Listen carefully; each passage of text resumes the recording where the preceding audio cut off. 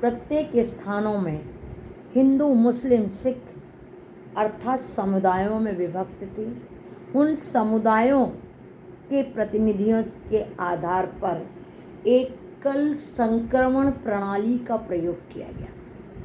एकल संक्रमण प्रणाली जो कि हमारे राष्ट्रपति के चुनाव में आनुपातिक एकल संक्रमण प्रणाली का जो फार्मूला लागू होता है, वो फार्मूला यहाँ पर प्रयुक्त किया गया और इसका उदय इसी क्रिप्स मिशन से हुआ, कैबिनेट मिशन से हुआ। संविधान सभा का निर्माण देखें तो संविधान सभा का निर्माण पूर्व में मैं बता चुकी हूँ। अब प्रारूप समिति के सदस्य देख लें तो आप केवल नाम याद रखिए, कृष्णा स्वामी अयंगर, के एम मुंशी, टी कृष्णाचारी, मोहम्मद साउदुल्ला खां,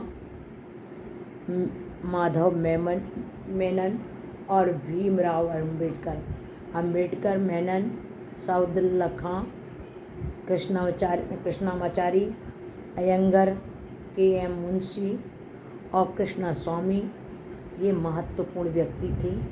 संविधान सभा के कार्यकारण की अंतिम संक्षिप्त टिप्पणी यदि आप लिखें तो 4 पॉइंट आपके विशेष होना चाहिए। ये आपके लघुत्तरी प्रश्न के 4 पॉइंट हैं। इन 4 पॉइंटों को आप डिटेल में कैसे करेंगे? पहला, कैबिनेट संविधान सभा का निर्माण 1946, आधार देखें तो कैबिनेट मिशन। दूसरा पॉइंट है अधिवेशन 9 दिसंबर 1946 दिल्ली के केंद्रीय संसद के केंद्रीय सभा कक्ष में, अगर यह दिल्ली के हैं तो भी सदस्य 210 थे और सर्वसम्मति से डॉक्टर हीरानंद सच्चिदानंद को एक अस्थायी अध्यक्ष चुना गया था। 11 दिसंबर, दूसरा पॉइंट आएगा, 11 दिसंबर 1946 को बैठक हुई और इसमें स्थायी सदस्य अध्यक्ष की नियुक्ति की और इस अध्यक्ष में डॉक्टर राजेंद्र प्रसाद, संवैधानिक सलाहकार वी.एन. राव और 13 दिसंबर 1946 को जो बैठक हुई उसमें उद्देश्य और प्रस्ताव के लिए पंडित जवाहरलाल नेहरू ने संविधान की आधारशिला रखी और प्रस्ताव और उद्देश्य पारित हुए संविधान सभा में 23 जनवरी 1947 और संविधान सभा के कार्यों को सुगम बनाने के लिए, अगला पॉइंट यदि हम देखें तो संविधान सभा के कार्यों को सुगम बनाने के लिए 29 अगस्त 1947 को प्रारूप समिति का निर्माण किया, सभापति अंबेडकर, और 1949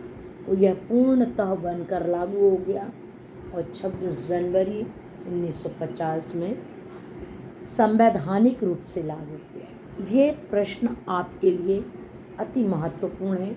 इस प्रश्न पे 5 तरीके के प्रश्न बन सकते हैं। इन प्रश्नों को आप इस चैप्टर के इस प्रश्न पर आप अपना ध्यान केंद्रित कीजिए। संविधान की आवश्यकता क्यों पड़ी? अब प्रश्न ये उठता जब हम किसी चीज़ की हमें आवश्यकता क्यों होती है, तो ये क्वेश्चन है, संविधान की आवश्यकता हमें इसीलिए पड़ी कि शासन के स्वरूप और गठन के लिए किस प्रकार किया जाए और उसके लिए हमें एक विशिष्ट भौगोलिक परिस्थिति और ऐतिहासिक परिप्रेक्ष्य को ध्यान में रखते हुए हमने शासन के स्वरूप के गठन के लिए संवैधानिक नियमों का नियमावली बनाई और वैधानिक रूप से इसकी हमें आवश्यकता पड़ी। दूसरा, ये अधिकार और कर्तव्यों के प्रति ज्ञान का होना। भारत जब आज़ाद हुआ था तो आज भी लोग गहराई के साथ संवैधानिक ज्ञान को नहीं समझते, योजनाओं को केवल अपने निजीकरण के तौर पर समझते, केवल स्वार्थवश। उन्हें शब्दों का चयन और शब्दों का ज्ञान नहीं। बस वह अपने लाभ हानि, आर्थिक लाभ हानि के उद्देश्य को पूरा करते हुए कार्य करते हैं। फिर इन ज्ञान के लिए हमें इसकी आवश्यकता पड़ी। शासकीय अंगों पर, प्रशासनिक कार्यों पर नियंत्रण करने के लिए एक विधान होना चाहिए, एक नियमावली होनी चाहिए। उसके लिए हमें इसकी आवश्यकता पड़ी।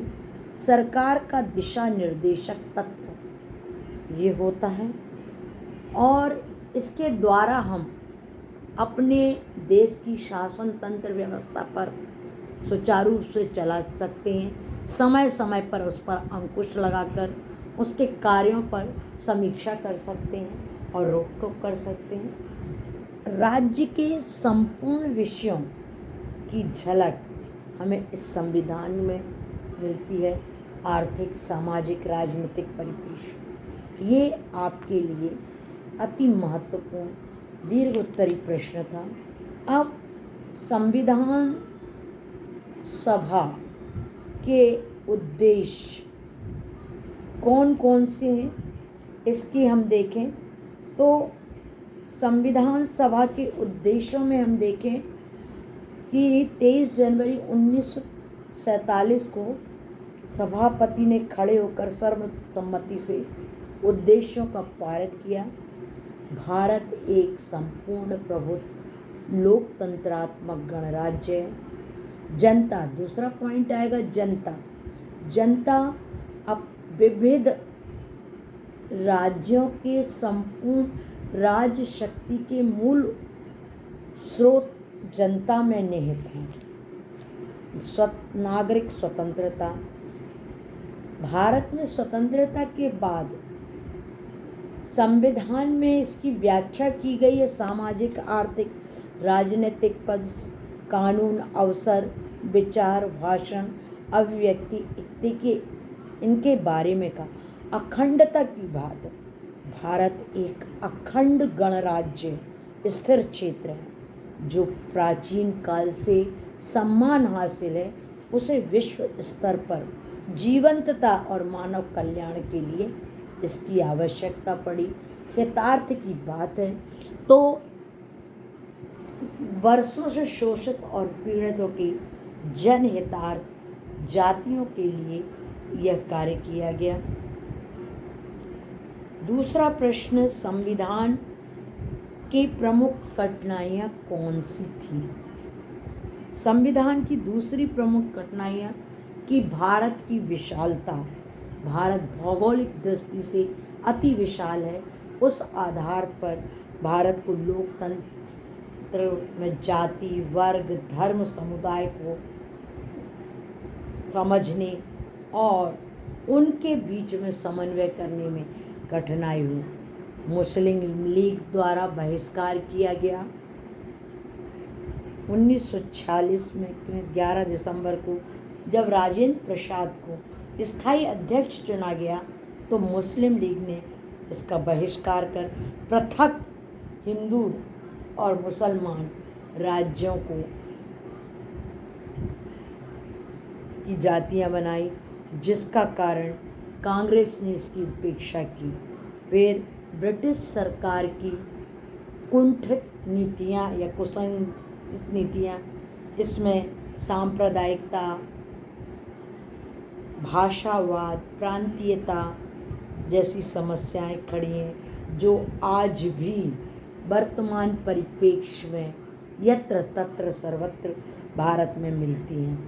पाकिस्तान का निर्माण 1947 में, पाकिस्तान का निर्माण यह एक बड़ी कठिनाई थी। देसी रियासतों का विलीनीकरण, स्वतंत्रता के पश्चात जूनागढ़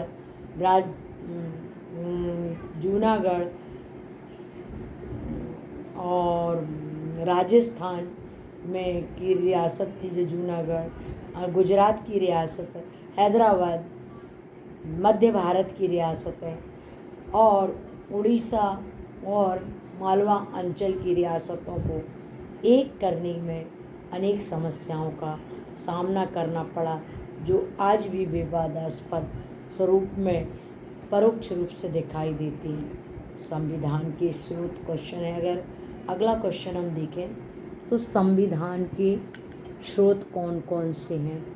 तो संविधान के स्रोत में यदि आप देखते हैं, एक अधिनियम पारित हुआ 1935 का एक्ट लिखेंगे पहला। दूसरा ब्रिटिश संविधान जिससे कि संसदीय शासन प्रणाली ली गई। अमेरिकी संविधान जिससे कि हमने सर्वोच्च न्यायालय और मौलिक अधिकार और स्वतंत्र न्यायपालिका और पुनरावलोकन लिया है। उपराष्ट्रपति के संबंध में भी इसी प्रकार की अवधारणाएं। इसके पश्चात आयरलैंड का संविधान जहाँ से कि हमने नीति निर्देशक